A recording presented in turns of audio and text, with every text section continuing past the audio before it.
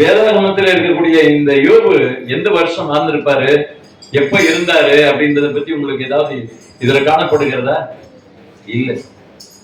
அவர் வாழ்ந்த வருஷங்கள் என்று சொல்லப்படும்போது 1700 ஆண்டுகள், இயேசு கிறிஸ்துக்கு முன்னாடி 1700 ஆண்டுகளுக்கு முன்னாடி அவர் வாழ்ந்தார். ஆனா குர்ஆன்ல மட்டும்தான் சொல்றாங்க அவரை பைகம்பர், தீர்க்கதரிசி என்று சொல்லி என்ன பண்றாங்க, அய்யூப் என்கிற பெயரிலே அவர் தீர்க்கதரிசியாக குர்ஆனிலே வைத்திருக்கிறார்கள். இப்ப இந்த யோபனுடைய வாழ்க்கையிலே இயேசு காணப்பட்டாரா? இயேசுவை அவருக்கு தெரியுமா? எந்த காலத்துல இயேசு வந்தாரு? 2000 ஆண்டுகள் ஆயிப்போச்சு. ஆனா அவருக்கு முன்னாடி 1200 ஆண்டுகளுக்கு முன்னாடி, 1700 ஆண்டுகளுக்கு முன்னாடி வாழ்ந்த யோபுக்கு இயேசு கிறிஸ்துவ தெரியுமா? தெரியுமா தெரியாதா? ஆனா தெரியும். இயேசு கிறிஸ்துவுடைய வருகையை அறிந்திருக்கிறார், வருகையை எழுதி வச்சிருக்கிறார். இயேசுவை தெரியும், இயேசுடைய வருகையும் தெரியும். அது அவர் என்ன பண்ணி இருக்கிறார், வேதாகமத்திலே சொல்லி இருக்கிறார். இன்னைக்கு எடுத்து வாசியுங்கள். யோபனுடைய புத்தகத்துல 9வது அத்தியாயம் 33வது வசனத்தை வாசிப்போம். வாழ்நாட்களிலே ஒரு வீட்டுல ஒரு குடும்பத்துக்கு ஏதாவது இந்த பிள்ளைகளுக்கு பிரச்சனை வந்துருச்சு, குடும்பத்துல பிரச்சனை வந்துருச்சுன்னா பக்கத்துல தாய் தகப்பனுடைய நண்பர்கள் வெளியில இருந்து வர வச்சு மத்தியஸ்தம் பண்ணி அவங்களுக்கு என்ன பண்ணுவாங்க, சமரசம் பண்ணி சமாதானத்தை பண்ணுவாங்க. ஒரு மத்தியஸ்தருடைய வாழ்க்கை. எந்தெந்த குடும்பத்திலும் ஒரு நல்ல ஒரு தகப்பனுக்கு ஒரு நல்ல நண்பர் இருக்கிறாரு, அவர் வீட்டுக்கு வந்து விசாரிப்பாரு, பிள்ளை எப்படியா இருக்குது, என்னையாச்சு அப்படின்னு. இப்படியாக ஒரு மத்தியஸ்தர் யோபனுடைய வாழ்க்கையில பார்க்கப்படும்போது, யோபு இருந்த போது அவர் வார்த்தையை கொடுக்கிறார். எங்களுக்கு என்னாச்சு அப்படின்னா, ஒரு மத்தியஸ்தன் இல்லையே, அவர் தமது மிலாட்டை என்னை விட்டு அகற்றுவாராக. யோபனுடைய வாழ்க்கையில தேவன் என்ன பண்ணாரு, சாத்தாண்ட அவனுக்கு இடம் கொடுத்தார், அவரை சோதிப்பதற்காக இடம் கொடுத்தார். தலையில எல்லாம் முட்டை போட்டுட்டான், என்னாச்சு, வஸ்திரத்தை கிழிச்சுக்கிட்டான். அவன் பொண்ணு என்ன சாம்பல்ல புரண்டு கொண்டு சொரிந்து கொண்டு இருக்கிறான், வேதனையோட சொரிந்து கொண்டு இருக்கிறான். எரிச்சல், வலி தாங்க முடியவில்லை.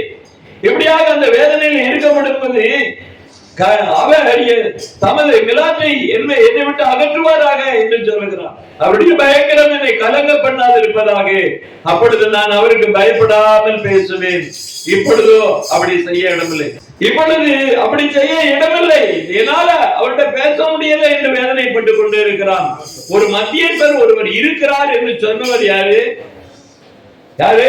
யோபுதான் சொல்லி இருக்கிறாரு. 33வது அத்தியாயத்துல 23 இருந்து 26 வரைக்கும் வாசிங்க. 1000 ஒருவராகிய சாமாசி பண்ணுகிற தூதனானவர் மனுஷனுக்கு தம்முடைய நிதானத்தை அறிவிக்கும்படி அவனுக்கு அனுசரியா இருந்தாராகில் அவர் அவனுக்கு இறங்கி அவன் படுகுடியில் இறங்காதபடிக்கு நீர் அவனை ரட்சியும் மீட்கும் பொருளை நான் கண்டுபிடித்தேன் என்பார். அப்பொழுது அவன் மாமிசம் வாலிபத்தில் இருந்ததை பார்க்கிலும் ஆரோக்கியமடையும், தன் வால வயது நாடுக்கு திரும்புவான். அவன் தேவனை நோக்கி விண்ணப்பம் பண்ணும் போது அவன் அவருடைய சமூகத்தை கம்பீரத்தோட பார்க்கும்படி அவன் மேல் பிரியமாகி அந்த மனுஷனுக்கு அவனுடைய நீதியின் பலனை கொடுப்பார். தூதனானவர்னு என்ன அர்த்தம்? ஆமா, தூதனானவர்னு என்ன அர்த்தம்? டக்குன்னு சொல்றோம், எத்தனையோ வாட்டி உங்களுக்கு சொல்லி இருக்கிறேன். தூதன் என்ன அர்த்தம்? தூதனானவர்னா என்ன அர்த்தம்? தூதை கொண்டு வந்து கொடுக்கிறவர் தான் யாரு? தூதன். தூதன் ஆனவர் தான் என்ன அர்த்தம்? தூதை கொண்டு வந்து நமக்கு கொடுக்கிறவராக அவர் மாறிட்டார், தூதன் ஆனவராக மாறி இருக்கிறார். ஆண்டவர் தான் என்ன பண்றாரு, ஒரு தேவ தூதனை போல அங்கே வருகிறார். புரியுதா உங்களுக்கு? அவர் வந்து ஒரு தூதன் ஆனவராக இருக்கிறார். தூதனுக்கும் தூதன் ஆனவருக்கு வித்தியாசம் தெரியுதுங்களா? ஆண்டவர் என்ன பண்றாரு அப்படின்னா, மனுஷனோட கடந்து வந்து மனிதனாக என்ன பண்றாரு, காட்சி கொடுக்கிறார். மனிதனாக நின்று கொண்டு பேசுகிறார். மனிதனாக நின்று கொண்டு பேசும்போது தேவனுடைய தூதை மனிதனிடத்துல கொண்டு வரும்போது மனுஷனாக நின்று பேசும்போது அவர் எப்படி அழைக்கப்படுகிறார்? தூதனானவராக அழைக்கப்படுகிறார். அந்த தூதனானவர் அவனுக்கு இறங்கி, அப்பா என்ன அர்த்தம்? ஒரு மத்தியஸ்தன் இருக்கிறார்னு சொல்லி இருக்கிறாரு. இப்ப தூதனானவரா ஒருத்தர் இருக்கிறாருன்னு சொல்லப்பட்டிருக்கு. அவர் இறக்கப்பட்டு என்ன பண்ணாரு? அவனை படிக்குழியில் பாதாளத்தில் இறங்காதபடி அவனை ரட்சிக்கும் மீட்கும் பொருளை கண்டுபிடித்தேன் என்பார். அப்ப மீட்கும் பொருள் யாரு? உலகத்துல சகல ஜனத்தையும் மீட்டெடுக்கும்படியாக மீட்கும் பொருளாக இருக்கிறவர் யாரு? இயேசு. அப்ப இயேசுவானவரை நீங்க கண்டுபிடிச்சுட்டா உங்களுக்கு மீட்பினுடைய பொருள் கிடைச்சிருச்சு அப்படின்னா, இயேசுவை அறிந்து கொண்டது நிமித்தம் நீங்க மீட்கப்படுவீர்கள். படுகொலிகள் பாதாளத்தில் இறங்காதபடி உங்களை விடுவிக்கிற தேவன் யார் அப்படின்னா, இந்த தூதனானவர், இயேசுவானவர் தூதனானவர் என்று முற்காலங்களிலே உரைக்கப்பட்டிருக்கிறதை நாம் பார்க்கிறோம். கர்த்தருக்கு சோதனம் உண்டாதாக. அதை சொன்னவர் இந்த உலகத்துல யாரு அப்படின்னா யோபு தான் சொல்லுகிறார். அவன் மாமிசம் அழுகி உடம்புல இருந்து புண்ணா கொட்டிக்கிட்டு இருக்குது. அங்கே ரத்தமும் சீழும் வந்து கொண்டு இருக்கிறது. ஓட்ட வச்சு சொரிஞ்சுக்கிட்டே இருக்கிறான். வேதனையோட இருக்குது. ஐயோ ஐயோன்னு வாயில என்ன பண்றான்? மூச்சு விட்டுக்கிட்டே இருக்கிறான். அவனால பேச முடியல. அப்படிப்பட்ட வேதனையில இருக்கக்கூடிய யோபு சொல்லுகிறார், அவர் மாமிசம் வாலிபத்தில் இருந்ததை போல ஆரோக்கியம் அடையும் என்று சொல்லுகிறார். அவர் அப்படியாக என்னை மாற்றுவார், என்னை சுகமாக்குவார். வால வயதிலே நான் வாலிப வயசுல எப்படி இருந்தனோ அதே மாதிரி என்னை மாற்றுவார் அப்படின்னு சொல்றாரு. மாற்றினாரா இல்லையா? யோபு அவ்விதமாக மாற்றினாரா இல்லையா? அதுக்கப்புறமாக அவன் எவ்வளவு ஆரோக்கியம் அடைந்து அவன் வால வயதிலே அவன் திரும்பினான் என்று நான் பார்க்கிறோம். அப்பதான் அவனுக்கு ஒரு பெரிய சந்தோஷம். அப்படிப்பட்ட ஒரு சுகத்தை கொடுத்து மீண்டுமாக அவனுடைய வாலிப வயது அவனுக்கு கிடைக்கும் போது அவரை பார்த்து கம்பீரமாக அவன் என்ன பண்ணுவான்? துள்ளி குதிப்பான் என்று நாம் பார்க்கிறோம். கர்த்தருக்கு சுதந்திரம் உண்டாதாக. நீதியின் பலன் என்று சொல்லப்படுகிறது. தான் நீதிமானாக இருக்கிறேன் என்று சொல்வதற்காக அதற்கு ஒரு அடையாளத்தை ஆண்டவர் கொடுக்கிறார். அவனை நீதிமான ஆக்கி இருக்கிறான் அப்படின்னா அவனுக்கு முழு சுதந்திரத்தை கொடுக்கிறார், முழு சுகத்தை கொடுக்கிறார், முழு பலத்தை கொடுக்கிறார், அவனுக்கு மீட்பை கொடுக்கிறார், அவனுக்கு எல்லாத்தையும் கொடுக்கிறாரு. கடைசியில என்ன ஆச்சு அப்படின்னா, இழந்து போன எல்லாவற்றையும் காட்டிலும் 2 மடங்கு ஆசீர்வாதத்தை யார் பெற்றுக்கொண்டார்? இந்த யோபு பெற்றுக்கொண்டார் என்று நாம் பார்க்கிறோம். யோபனுடைய புத்தகம் 19வது அத்தியாயத்திலே 23 இருந்து வாசிங்க. நான் இப்பொழுது சொல்லும் வார்த்தைகள் எழுதப்பட்டால் நலமாய் இருக்கும். அவைகளை ஒரு புத்தகத்திலே வரையப்பட்டு அல்லது என்னென்னைக்கும் நிலைக்க அவைகள் கருங்கலினாலே உரிவெட்டாகவும் எடுத்தாகவும் பதித்தால் நலமா இருக்கும். அங்க இருங்க. இப்ப எங்க ஒரு வீடு கட்டுறாரு, பாலம் கட்டுறாரு, ஒரு பெரிய ஒரு தொழிற்சாலை கட்டுறாரு அப்படின்னா முதல்ல கல்வெட்டை வைக்கிறாங்க. ஏன் கல்வெட்டை வைக்கிறாங்க அப்படின்னா அது பைபிள் தான் சொல்லி கொடுத்திருக்கு, அது யோபு தான் சொல்லி கொடுத்திருக்கிறாரு. என்றைக்கு அது அடையாளமாக இருக்கும், அந்த வரலாற்றுக்கு அடையாளமாக இருக்கிறதுக்கு கல்வெட்டுல எழுதி வைக்கணும்னு சொன்னது யோபு. கல்வெட்டுகளில பெயர்த்து எழுதி வைக்கிறது ஒரு அடையாளம், ஒரு வரலாற்று ஒரு அடையாளமாக இருக்கிறது. அவ்விதமாக இந்த வார்த்தையை நீங்க கல்வெட்டுல எழுதி வைங்க, அதுல ஈயத்தை ஆட்சி அதுல ஊத்துங்க, அது அப்படியே ஜொலிக்கட்டும், அப்படியே பார்க்கட்டும் என்று சொல்லி அவர் சொல்லுகிறார். அப்புறம் என் மீட்பர் என்கிறவர் உயிரோடு இருக்கிறார். அப்ப யோபு காலத்திலேயே இயேசுவானவர் மீட்பர் உயிரோடு இருக்கிறார் என்று அவர் சொல்லி இருக்கிறார். அப்ப யோபு இயேசு கிறிஸ்து பிறந்த 2000 வருஷம். ஆனா உலகத்துல யோபு தான் சொல்லுகிறாரு என் மீட்பர் உயிரோடு இருக்கிறார். அப்போ யோபு தரிசனமா இருக்கிறாரு. யோபு தேவனை ஆண்டவரா இயேசுவை பார்த்திருக்கிறார், மீட்பரை பார்த்திருக்கிறார், ரட்சகரை பார்த்திருக்கிறார், தூதனானவரை பார்த்திருக்கிறார், மத்தியஸ்தரை பார்த்திருக்கிறார். யோபுக்கு எல்லா காரியமும் தெரிந்திருக்கிறது. அவன் ஆண்டவருடைய தீர்க்கதரிசியாக இருந்தான். இப்படியாக அவன் வாழ்ந்த வாழ்க்கையிலே அவரை குறித்ததான ரகசியத்தை சொல்லுகிறான். இதை எழுதி வையுங்கள், இது மறைபொருளாக இருக்கக்கூடாது, மறைந்திருக்க கூடாது, அழிந்து போகக்கூடாது, இந்த வார்த்தை எழுதுங்கள் என்று சொல்லி இருக்கிறான். வாசிங்க.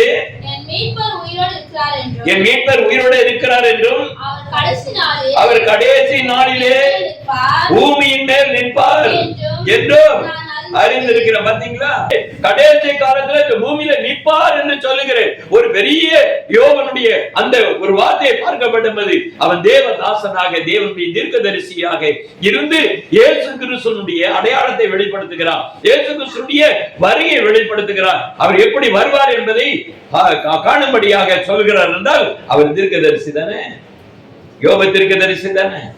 ஆனா தீர்க்கதரிசியாக இங்க என்ன யாரும் சொல்றது கிடையாது. ஒரு வார்த்தை இயேசு வந்துட்டு போயாச்சு, ஆனாலும் கூட அவருக்கு பூமியில வந்து நிற்பாரியா, அவர் வருவாரியா என்று சொல்லுகிற ஒரு வார்த்தை இந்த இடத்துல நான் கவனிக்க முடிகிறது. இந்த என் தோல் முதலானவை அப்ப நான் செத்து நாரி மண்ணுல மண்ணா போய் ஒண்ணுமே இல்லாம போனாலும் நான் என் மாமிசத்தில் இருந்து அப்ப எனக்கு உயிர் தெழுதல் இருக்கு. நான் மாமிசத்துல உயிர் தெழுதேன். நான் மாமிசத்துல உயிர் தெழுந்த பிறகு அவர் வருகையில அவர் நிக்கிறத நான் பார்ப்பேன் அப்படின்னா, அப்ப உயிர் தெழுதல் இருக்கிறதே அவன் சொல்லுகிறான். இயேசுவை நான் பார்ப்பேன், இந்த மாமிசத்திலே பார்ப்பேன் என்று சொல்லுகிறான். பாத்தீங்களா, 3700 ஆண்டுகளுக்கு முன்னாடி சொன்ன ஒரு பெரிய தீர்க்க தரிசனம் எப்பேற்பட்ட ஒரு வார்த்தையாக இருக்கிறது. அதுக்கப்புறமா ஆண்டவர் இயேசு கிறிஸ்து பூமிக்கு வந்துட்டு போயிட்டாரு. அவர் மரித்து உயிரோட அவர் அடக்கம் பண்ணப்பட்டு எழுந்து அவர் போயாச்சு. ஆனாலும் அவர் சொன்ன வார்த்தை இன்றைக்கும் பேசுகிற ஒரு வார்த்தையாக இருக்கிறது, அடையாளமாக இருக்கிறது. அல்லேலூயா. கீழே வாசிங்க, அவரை நான் தான் பார்ப்பேன், அந்நிய கண்கள் அல்ல. ஏன் கண்ணு தாயா பார்க்கும், வேற வேற கண் வச்சு நான் பார்க்கல, வேற என்னுடைய கண்ணே தான் பார்க்கும், அந்நிய கண்கள் அல்ல. நான் என் கண்களே அவரை காணும். இந்த வாஞ்சையால் இத நினைச்சு என் உள்ளத்துல அப்படியே நானு அந்த வார்த்தையை நினைக்கும் போது தாங்க முடியல. எப்பேற்பட்ட ஒரு தீர்க்க தரிசனத்தை யாரு கொடுத்திருக்கிறார்? ஆண்டவரு யோபுக்கு கொடுத்திருக்காரு. அப்படிப்பட்ட தீர்க்க தரிசனம் உங்க வாழ்க்கையில வந்திருக்கா? ஆண்டவரை இடைப்பட்டு இருக்கிறாரா? சொப்பனத்துல பேசுவேன், தரிசனத்துல பேசுவேன், என் ஆவியை ஊற்றுவேன், என் பிள்ளைகள் எல்லாம் தரிசனங்களை காண்பாங்கன்னு சொன்னாரு. ஏதாவது பாத்தீங்களா? ஏதாவது சொப்பனத்தை பாத்தீங்களா? அப்ப இதுக்கு என்ன காரணம்? காலையில எந்த உடனே பிள்ளைகள் எல்லாம் வரிசையா நிப்பாட்டி என் பிள்ளைகள் நிறைய பாவம் பண்ணியிருக்கோம் அப்படின்னு சொல்லி சர்வாங்க தகவல் பலியை செலுத்துறார். அப்ப அப்படிப்பட்ட காலையில் எழுந்து பிள்ளைகளுக்காக பரிதவித்து பிள்ளைகளுக்காக ஜெபம் பண்ணி என் பிள்ளைகளுடைய பாவங்களை மன்னிக்கணும், குற்றங்களை மன்னிக்கணும் அப்படின்னு சொல்லி பிள்ளைகளுக்காக காலையில ஜெபம் பண்ணி பலிகளை செலுத்தி வந்த அப்படிப்பட்ட ஒரு தாசனா இருந்தபடினாலதான் அவன் ஆண்டவரிடத்திலே பேச முடிஞ்சது. காலையில ஜெபமே கிடையாது, பிள்ளைகளுக்காக ஜெபம் பண்றது கிடையாது, குடும்பத்திற்காக எழுந்து முழங்கால் போட்டு இந்த குடும்ப ரட்சிப்புக்காக நாம் என்னைக்கு ஜெபம் பண்றோமா கர்த்தர் இடைப்படுவார். அல்லேலூயா. அந்த அளவிற்கு நாம் ஜெபத்திலே கடந்து போகிறது அவசியமாக இருக்கிறது என்பதை நீங்கள் புரிந்து கொள்ள வேண்டும். உலகம் முழுவதும் ஆண்டவருடைய வார்த்தையின்படி பார்க்கப்படுவது எபிரேயருடைய புத்தகம் 2வது அத்தியாயம் 15-16 வாசிங்க. ஜீவ காலமெல்லாம் மரண பயத்தினாலே அடிமைத்தனத்துக்குள்ளானவர்கள் யாவரையும் விடுதலை பண்ணும்படி அப்படியானார். ஆதலால் அவர் தேவ தூதருக்கு உதவியை கைகொடாமல் ஆபிரகாமின் சந்ததிக்கு உதவியாக கை கொடுத்தார். தேவ தூதர்களுக்கெல்லாம் கை கொடுக்கல, இந்த மீட்புடைய திட்டத்தை அவர்களுக்கு சொல்லல, அவர்கள் மூலமாய் செயல்படுத்தல. ஆண்டவர் எதை பண்ணுகிறார் என்றால் ஆபிரகாமுடைய குடும்பத்திற்கு அந்த தயவை கொடுத்திருக்கிறார். ஆபிரகாமினுடைய குடும்பத்திலே வருகிறவர்களுக்கு அந்த தயவை காண்பித்திருக்கிறார். அந்த சந்ததி என்று சொல்லப்படுகிற சந்ததிகள் அல்ல, சந்ததி. அந்த சந்ததி தான் யார் என்று பார்க்கிறோம். கலாத்தியருடைய புத்தகத்திலே 3வது அத்தியாயத்திலே 16வது வசனத்தை வாசிங்க. ஆபிரகாமுக்கும் அவருடைய சந்ததிக்கும் வாக்குத்தத்தங்கள் பண்ணப்பட்டன. சந்ததிகளுக்கு என்று அநேகரை குறித்து சொல்லாமல் ஒரு சந்ததிக்கு என்று ஒருவனை குறித்து சொன்னார். அந்த சொல்லி இருக்கிறார், அந்த சந்ததி கிறிஸ்துவே. புரியுதுங்களா உங்களுக்கு? அது ஆபிரகாமுடைய வம்சத்திலே வருகிறேன். ஆபிரகாமுடைய வம்சத்திலே ஆபிரகாமின் சந்ததியாக காணப்படுகிற தாவீதுடைய சந்ததியிலே ஆண்டவர் அந்த வம்சத்திலே வருகிறார் என்று பார்க்கிறோம். அவருக்கு தாவீதின் குமாரன் என்று அழைக்கப்பட்ட நாமம் இருந்தது என்பதை நாம் பார்க்கிறோம். அவர் இப்படியாக பார்க்கப்படும் போது அவர் என்ன சொல்கிறார்? ஜீவ காலமெல்லாம் மரண பயத்தினாலே அடிமைத்தனத்துக்குள்ளானவர்கள் யாவரையும் விடுதலை பண்ணும்படியாக அவர் மாமிசத்திலே வெளிப்பட்டார். ஆண்டவர் வெளிப்பட்டார். இவர் தேவ தூதன் தூதனானவர் என்று சொல்லி யோபு சொல்லுகிறார். அவர் கடைசி காலத்திலே பூமியின் மேல் நிற்பார் என்று நான் பார்க்கிறேன். அப்படிப்பட்ட தேவனை என் கண்கள் பாவம், என் கண்கள் காணும் அந்நிய கண்கள் அல்ல, இந்த மாமிசத்தில் இருந்தே நான் பார்ப்பேன் என்று அவிதமாக சொல்லுகிற யோபனுடைய வாழ்க்கையிலே கிறிஸ்து இயேசுவை அறிந்திருந்தார். இயேசு கிறிஸ்து வெளிப்படுகிறார். அவருடைய வருகையை அவர் கூறியிருக்கிறார். அவர்தான் மத்தியஸ்தர், அவர்தான் ரட்சகர், அவர்தான் மீட்பர், அவர்தான் தூதனானவர், அவர்தான் இந்த உலகத்திற்கு வரப்போகிறவர் என்று வெளிப்படுத்தினது யார் என்று பார்க்கப்படுவது யோபு என்று நாம் பார்க்கிறோம். ஆமா, இந்த யோபு யார் குடும்பத்தில் இருந்து வந்திருக்காருன்னு நினைக்கிறீங்க? கர்த்தருக்கு ஸ்தோத்திரம் உண்டாதாக. யார் குடும்பத்தில் வந்திருக்கிறாரு? ஆதியாகமம் புத்தகம் 36வது அத்தியாயத்துல 36வது அத்தியாயம், ஆதியாகமம் 36வது 28-30 வாசிங்க. திஷானுடைய குமாரர் ஊஸ், அரான் என்பவர்கள் என்று நாம் பார்க்கிறோம். அது 30வது வசனத்தை பார்க்கப்படும் போது திஷான் பிரபு என்று சொல்லப்பட்டிருக்கிறது. என்ன? ஏசே பிரபு, திஷான் பிரபு என்பவர்கள் இவர்கள் சேயீர் தேசத்திலே தங்கள் இடங்களிலே இருந்த ஓரியர் சந்ததியாக பிரபுக்கள். அப்ப என்ன அர்த்தம்? ராஜவம்சம், ஊசு தேசம் என்று சொல்லப்படுகிறது. யாருடைய பிறப்பு? யோபனுடைய ஊர் யூத்ஸ் தேசம் என்று நாம் பார்க்கிறோம். அந்த ஊத்ஸ் என்று சொல்லப்படுகிறது பார்க்கப்படுவது அது ஒரு பிரபுக்களுடைய குடும்பத்தை சொல்லப்படுகிறது. அந்த குடும்பத்தினுடைய வம்சாவளியில் தான் யார் வருகிறார் என்று பார்க்கப்படுவது யோபு வருகிறார் என்று நாம் பார்க்கிறோம். அதற்கு முன்னதாக நாம் பார்க்கப்படுவது இவருடைய வாழ்க்கையில நாம் பார்க்கிறோம். கர்த்தருக்கு ஸ்தோத்திரம் உண்டாதாக. இவருடைய வாழ்க்கையில நீங்க பார்க்கப்படும் போது ஆதியாகமம் 22:20 இருந்து வாசிங்க. உங்களுக்கு இடையில சொன்னா புரிய மாட்டேங்குது. இந்த காரியங்கள் நடந்த பின்பு ஒருவன் ஆபிரகாமிடத்திலே வந்து மில்காடும் ஒரு சகோதரனாகிய நாகோருக்கும் பிள்ளைகள் பெற்றார். அவர்கள் யார் என்றால் முதல் பேரான ஊத்ஸ், தம்பியாக பூஸ், ஆராமுக்கு தகப்பனாகிய கேமுவேல், கேசேத், ஆசோ, பில்தாஸ், இத்லாப், பெத்துவேல் என்பவர்கள். பெத்துவேல் ரெபெக்காளுடைய தகப்பன் பெத்துவேல். அப்ப எந்த வம்சத்துல வர்றாரு அப்படி பார்க்கப்படும்போது நோவாவுடைய பிள்ளை காம், சேம், யாபேத், அந்த சேமுடைய வம்சத்துல வருகிற இந்த குடும்பத்துல இருந்தா ஆபிரகாம் வருகிறார். ஆபிரகாம் ஒரு வழியில யாருக்கு ரிலேஷன் அப்படின்னு பார்த்தா யோபுக்கு ரிலேஷன். அப்ப நாகோர் யாரு என்று பார்க்கப்படும் போது அவனுடைய சகோதரன் வழிகளிலே வருகிறது என்று நாம் பார்க்கிறோம். கர்த்தருக்கு ஸ்தோத்திரம் உண்டாவதாக. இவ்விதமாக நிறைய காரியங்களை நாம் பார்க்கப்படுவது ஆண்டவர் இந்த நாட்களிலே கர்த்தர் என்ன பண்ணுகிறார் என்றால் எபிரேயர்கள் மூலமாக வேதாகமத்தை ஆண்டவர் கொடுத்திருக்கிறார்.